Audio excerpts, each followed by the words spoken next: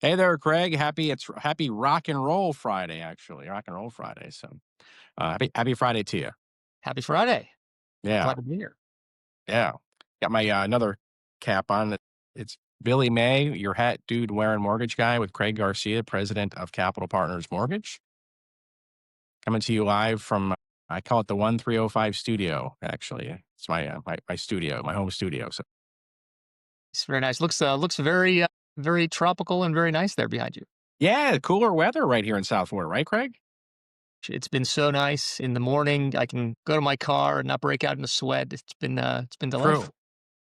That is true. Living in South Florida, as soon as you walk out your front door, you sweat by the time you get into the car. That is true. But that's some things we have to deal with living in luxury, right? This is the beginning of the time when we live here and we say, "Boy, this is why I live here." Yeah, living the dream. Exactly. So as usual, we're going to talk about sometimes I usually out three things, but we're going to talk about a number of topics. We're going to really narrow it down, but we're going to start off with mortgage rates, but then we're going to do a real deep dive into condo lending, right, Craig? Yeah, it's a big topic for us down here, and certainly something that gets talked about a lot. But we figured this would be a good opportunity, kind of lay out some of the building blocks and go deep on some of the topics, and have something that people can come back to if they want to get brushed up on this situation. And it's such a big part of our market that we thought it It would be is. important to cover. Yeah, yeah. Especially in South Florida, kind of if you're a first time home buyer, chances are you may have to buy a condominium for the most part. So that's why it's kind of a good thing to address. But let's first talk about mortgage rates. The Freddie Mac survey came out sort of the second week in a row where we're getting lower, and the bond market dipped below four, and for the first time in about a year. So rates are looking good, or getting in that low six range. But who knows how long this will last, right? No, I mean we're on this trajectory, and until the is over, Right. we may not get any other big information, any big data points that the bond market can use to reevaluate what's going to happen. And so, so yeah, so things have been pretty good as far as interest rates goes. Yeah. Thankfully, they're definitely the lowest that they've been in a year, and they're probably as low as they've been at almost any time during the last couple years. Yeah, really since September of 2022. That's remember the beginning of 2022 is when the rates started going up. So the past Can't 3 years, I forget. think we're at the bottom. So I hear people online, oh, it's going to get below six. There's no guarantee of that, and this could be short lived. This could be a unique window to lock in a good rate.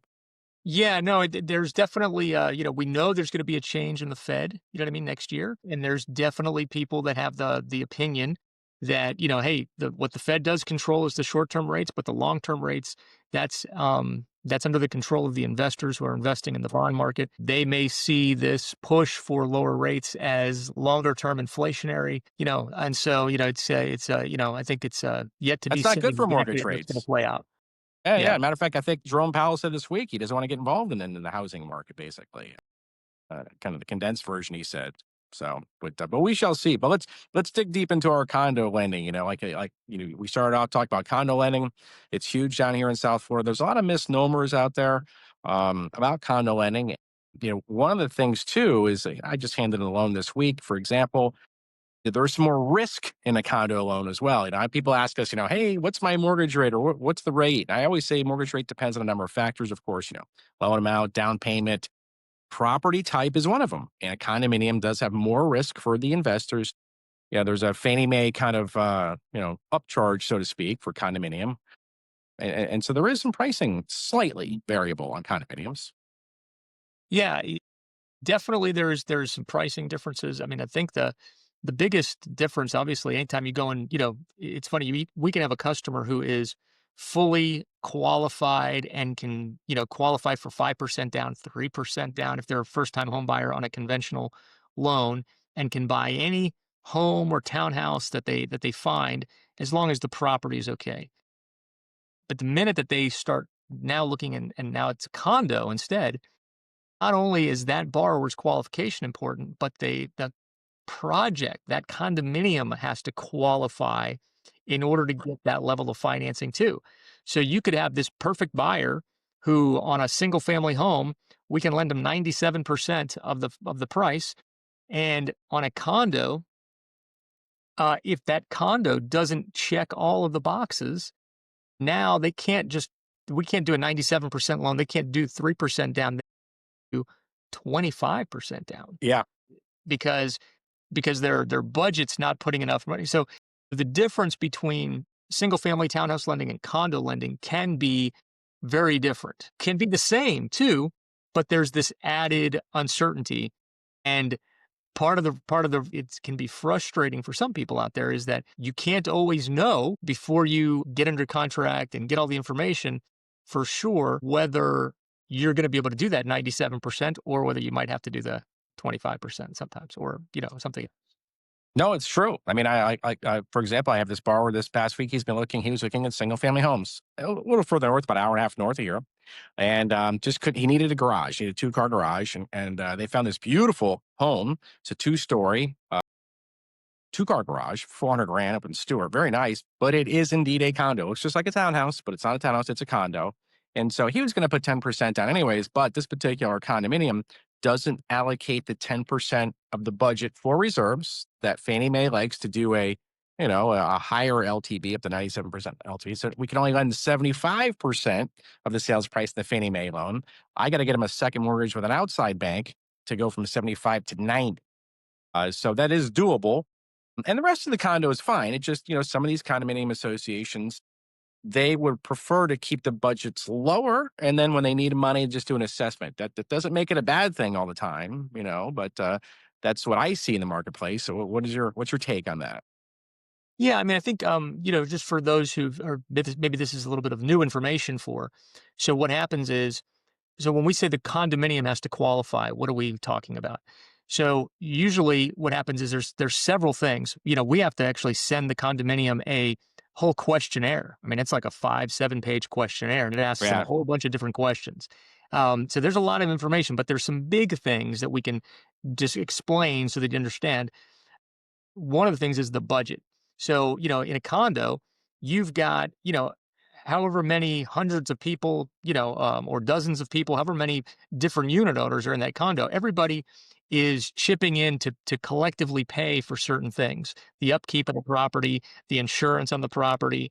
And so then there's a budget. And that budget, we have to take a look at that budget.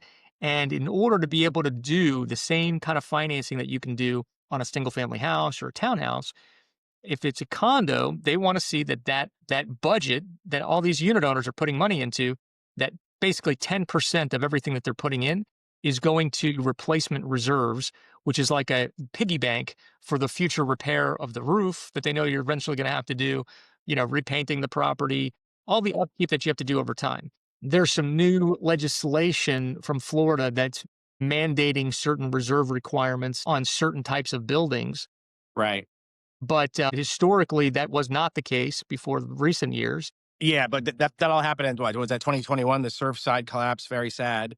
Yeah. That kind of triggered all this, and they put all those laws into place at the beginning of this year, and then all these condo associations were freaking out and everything. And it seems like they're kind of, I don't know, the states has redone it and kind of modified it because there was no way for these condo buildings to comply with all these things in such a quick fashion, basically. So Yeah. So, I mean, we see a lot of condominiums and they are putting away way more than 10% of the budget into the reserves, which that would allow them to get a low down payment condo loan in that community, right, assuming the other things that we're going to talk about get checked out okay. But then there are others who, they have not gotten there yet. And sometimes we see condos sometimes and they're not putting any money away for reserves.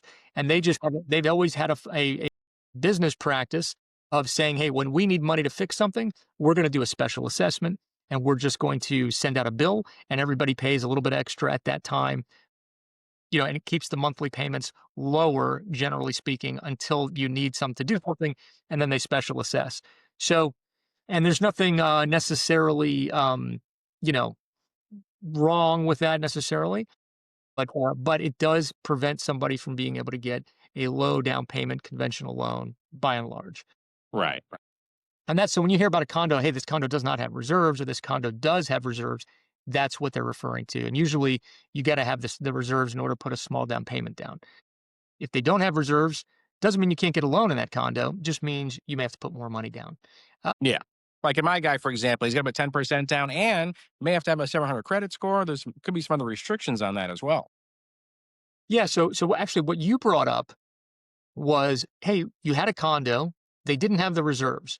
And usually the default answer, and sometimes if you depending on who a customer will go and ask, they'll say, oh, I'm sorry, you don't have reserves. You must put 25% down on that condo. And technically that might be the right answer, but it's not necessarily the only answer because you can combine loans. And there are times when we do this where we say, okay, you really want to buy in that condo, but you don't really want to put 25% down. And so what do? We can't do more than a 75% first mortgage, but we can get you a second mortgage to bridge part of that gap. Second mortgage usually is 15%.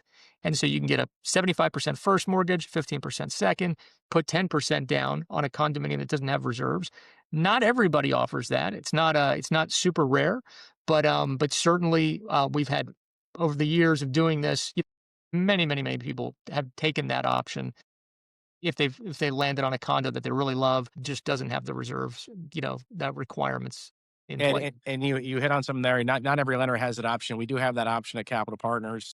One of the other good things about us, and I always try to sell this, so to speak, to our referral partners and our realtors, is that if you're going to show a condo or if you're going to list a condominium, we at Capital Partners, we've got access to the Fannie Mae approved condo list that's instantaneous, where we could go on there and take a look and say, hey, is this condominium already on the approved list? And then if it is, we don't need that condo questionnaire. The only thing we need is, if I'm not mistaken, is a copy of the master insurance declaration page, right, Craig? That's right. That's right. So I started a little bit ago saying, hey, one of the things that can be frustrating is you want to get into this condo, but it may not be clear whether or not you can put a small down payment or not, when you're getting into the transaction. What some of the things that we do is like Bill's saying, we have this, we have access to know whether the condo has already been approved by Fannie Mae. I'd say most condos are not already sitting there approved by Fannie Mae. And then there are some that are kind of on this, and you'll hear about this mortgage blacklist. There are some that are on the list and it says, hey, Fannie Mae will not buy a loan in there, or Freddie Mac will not buy a loan in this condo because they know it's got some type of a pending issue. If that issue's been resolved, there is a process where you can get that off of that list. But we can check the list. And then the other thing we do is we do a lot of previewing of budgets and insurance policies. We work with agents every day and look and buyers. And if they're trying to finance a condo, we try to get as much information as we can before they get under contract. So we can say, hey, listen, I see that this looks good for financing. It won't mean that you won't mean that, like on that big questionnaire that we don't have at that point, that every potential issue we can predict. You know what I mean? Right, right. But the big ones, the reserves, the insurance is a big thing, and we kind of started talking about insurance. But yeah, understanding that, hey, this condo is already Fannie Mae approved, and you don't have to have a condo questionnaire. Right. That's a money savings. It's a time savings, and then we really just need to look at the insurance. It's huge. And the agents I work with, especially when they take a listing, I always tell them, hey, listen, if you're going to list a condominium, give me that budget up front, give me the address, I'll check. If it's already on the approved list, we can help you provide some information to put in the broker remarks in the MLS. Hey, this is a Fannie Mae approved condo already. Here's a local lender that specializes in the condominiums. And we're very, very well versed at that. And I'm sure, like you've seen it, I've seen it hundreds and hundreds of times over the years. If somebody goes to buy a condominium, they're using XYZ mortgage out of Iowa or something, and then they get 3 weeks into the transaction, they find out, oh, we can't approve this. We can't do this loan, even though the borrower is perfect, the building is not. And we try to eliminate that up front at Capital Partners, and We try do, to and mitigate the risk up front, basically. totally.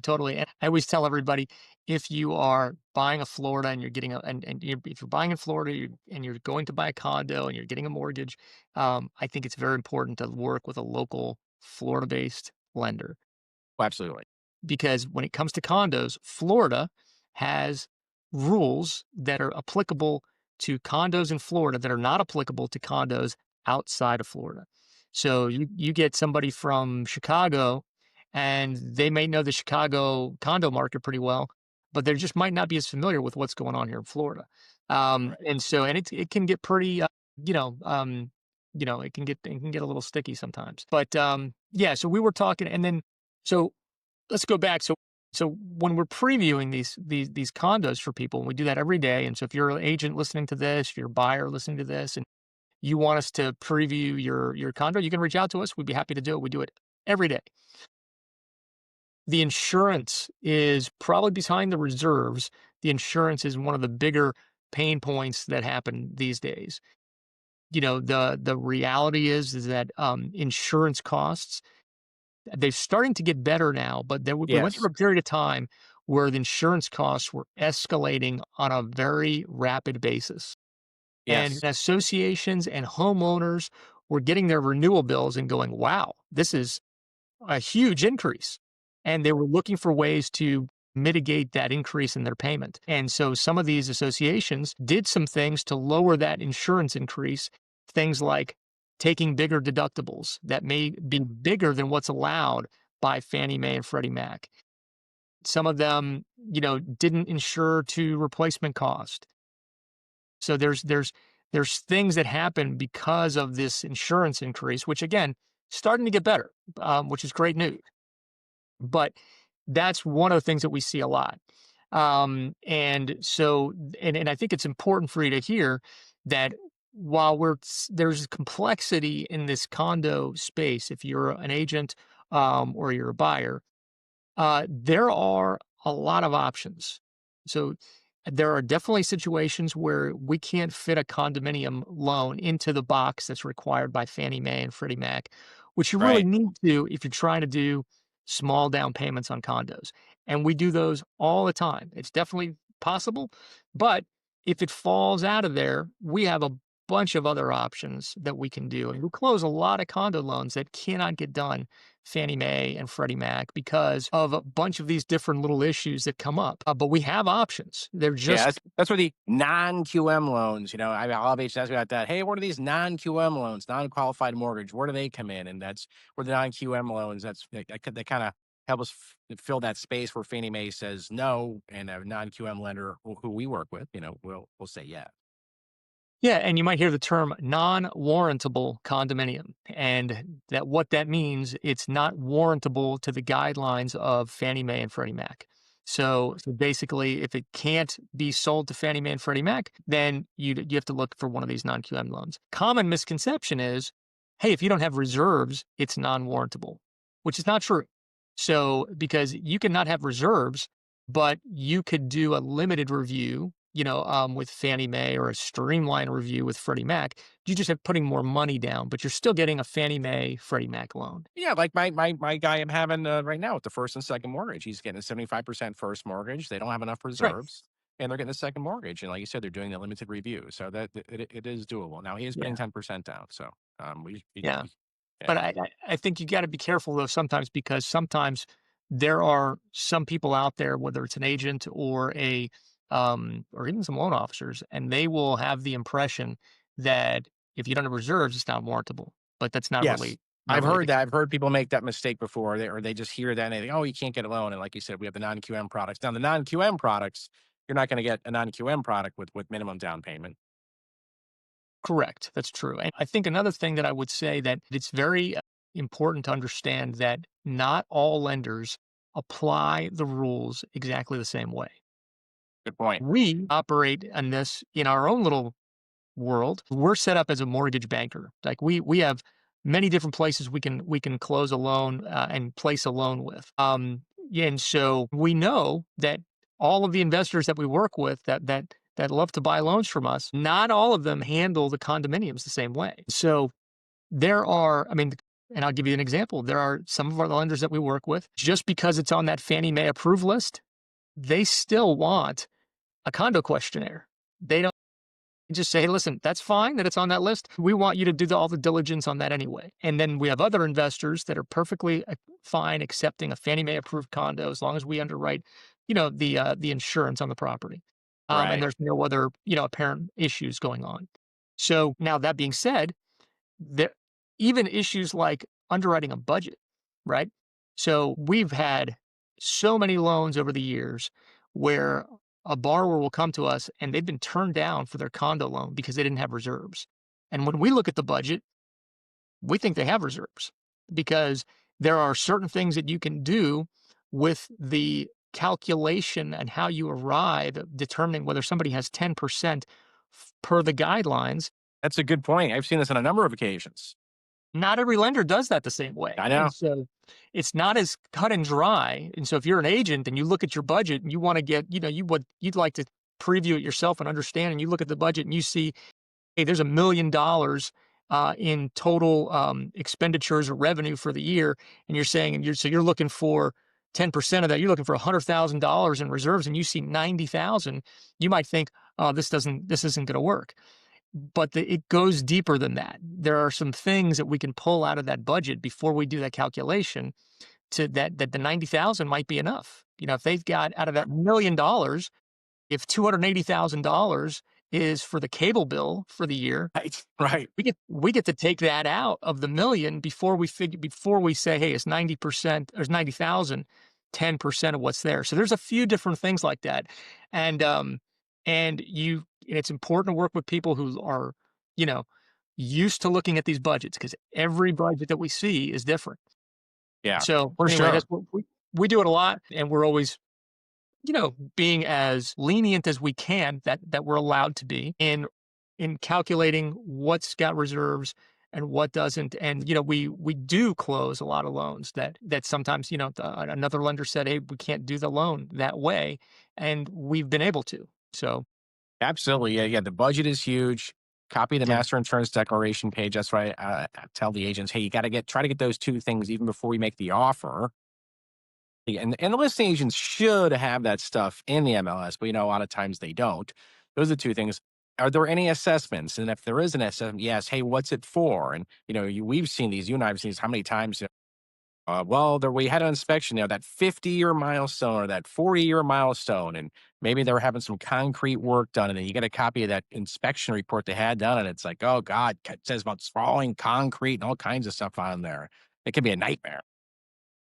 Yeah, no, I'd say if you, that's one of those things where if you happen to be a condo could be in the middle of their 40-year certification, they could be in the middle of a big concrete restoration project. There are times where if the timing is such that they're in the middle of that, they may have a hard time getting a Fannie Mae, Freddie Mac loan. It doesn't mean though that they can't get any loan in there.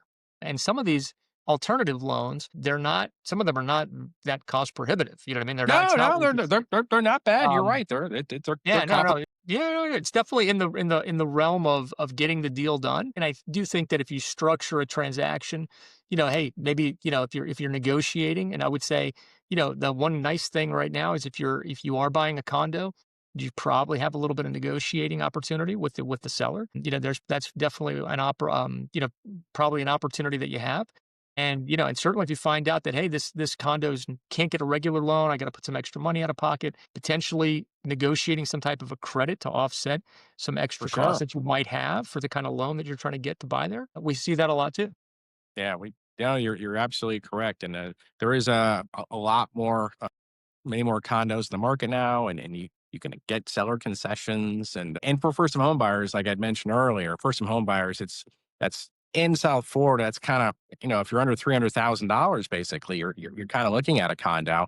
Now, one misperception or misconception I have frequently, I always ask Craig, is I'll have an agent has a listing and they'll call me up and they're like, hey, Bill, is this on the FHA approved condo list? And that's pretty much, I'm like, I think there's like 3 in all of Broward County, I think, or something. I always like to say it's kind of like FHA and condo is like oil and water. Like it Yeah, just, yeah. X. I do I'm like, no, no, yeah. no, no. Yeah, So no, and I'll explain the biggest reason why most people do not understand this. At one point, there were some condos that were FHA approved. They changed the way that they did those approvals, but now you can barely find any condo that's FHA approved. And there's one big reason, and it's not reserves, it's not insurance, it's not litigation. It's this thing that people don't even believe. I didn't believe when I first heard it. Leasing restrictions. Okay. So FHA, it's a HUD program, and there's this piece of HUD and fair housing that doesn't want to have opportunities where discrimination can happen. So leasing, so any condominium that has any leasing restrictions is prohibited from being approved for an FHA loan. What's a leasing restriction? A leasing restriction is if I was the owner of a condo and I wanted to rent it out to somebody, if anybody else has a say in who I rent that condo out to, like if the condominium board has to approve my tenant, which is very the, common, or the management company has right? to approve my tenant, that's a leasing restriction. And if you go and ask 99 condominium or 100 condominium communities, hey, if I want to if I own there and I want to rent to a tenant, do you have a say or does the management company have a say? The vast majority of them say, well, yeah, we definitely, as part of what we want to do, we want to make sure we're doing reviews and doing background checks on who we let be a tenant in our building because we want to control that. We want to have a safe community. You know what I mean? Now, and there's great reasons why they would want to do that, but because it opens the door to some local discrimination, FHA won't allow those condominiums to be approved, and that's the Yeah, and reason. it was funny because um, FHA doesn't allow it, but VA does. And there's like, I don't know, a couple hundred VA approved condos in Broward County alone, which is So, Bill, VA condos, right? So we just got done talking about FHA and how difficult it is, and you barely can find anything that's FHA approved. VA, surprisingly, is a little different. And the big reason is that VA, and there's a VA condo database that you can go and search for approved VA condos. There's a lot more than you might think. Obviously, everybody cannot take advantage of that. You have to be a veteran with a certificate of eligibility. But the difference with VA condos is they do not expire. They do not fall off of that list after time goes by. So, I so Bill, know it's a great feature. There's a lot of them out there. that's right. And the approval process and the insurance underwriting guidelines and everything, VA is the most lenient when it comes to that type of stuff. So if it's still on the list as an approved VA condo and you're a veteran, you can probably, as long as they've got insurance to, a reasonable degree, not the exacting standards maybe of Fannie and Freddie, but there's a really good chance that you're going to be able to get that condo and get a Right. VA loan, which is zero down, no MI. It's a fantastic deal. Oh, absolutely. VA is definitely a way to go. But just to be clear for our referral partners, if you have a buyer buying a condo that's VA approved, the only thing we need to get from the condo association is the master insurance declaration page. Yeah, yeah, we just have to get the insurance. Yeah, we don't need we don't even need the budget. That's right. That's right. Yeah, no, it's and that could have been approved 15 years ago. Yeah, So it's kind of yeah, crazy actually when you think about it it. But is in the environment that we've been in the last couple of years with condos, it is pretty wild the amount of flexibility that still exists in that little yeah, niche. So yeah, yeah, and there is a website and it's public knowledge. But for the average person to go on there and kind of click around, that can be a little confusing because a lot of times on there you have to click on it, you might be rejected and so forth and everything. yeah, So just call us and we'll help you assist you with that and everything. Yeah, VA approved condos. It's that is something that's kind of rare. People don't realize how many there are. Oh, in Broward County, there's a lot. Palm Beach in Miami, for some reason, there's not as many. yep. But they're out there. They are. There are. So what Yeah. else did we not talk about with condos, Bill? We've gone pretty deep here. I think the big thing is really, you know, to tell the agents, empower the agents. What do we need? Master insurance, declaration page. The budget, recent budget assessments. If there are upcoming assessments, now this comes to the time of year where you start hearing about that because they're going to meet, they're planning their budget for next year. There's just going to be so many pitfalls, that we come across. But that assessments thing, and usually I think most agents know to ask about that, about the assessments. But on the condo questionnaire, on that full condo questionnaire, I think one of the questions that's on there, Craig, is have you had a building inspection done in the past 3 years? Correct. Yeah, this is a big one that's come up, and this has become a big thing since the unfortunate events in Surfside with the collapse of the tower. They basically put some new rules in there to make sure that lenders were identifying situations that could be potentially leading to safety concerns, and obviously they don't want to lend in those communities. And the state has taken measures as well, But now that's definitely a question. Anytime we do a questionnaire, even if they're putting a bigger down payment down, but there's series of questions, and yeah, if they've had any kind of a structural or engineering report done in the last 3 years, then the lender needs a copy of it. And then if there's repairs that that thing is saying that you have to make, then they're usually going to be looking to see that those repairs have been done. And so that's definitely create a level of a burden of having to review that stuff that lenders never had to deal with before. You know what I mean? In the 25 years prior to that we've been doing this, we never would ask for something like that. And Right. now suddenly we're looking at, these 80-page engineering reports I for know, and condos. we get them.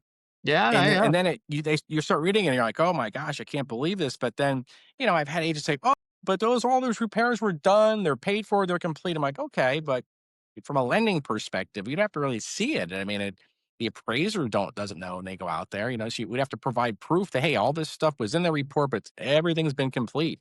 And it's just, I've just seen more often than not, unfortunately, it can foul up deals, that unfortunately. So it's kind of sad Yeah, actually.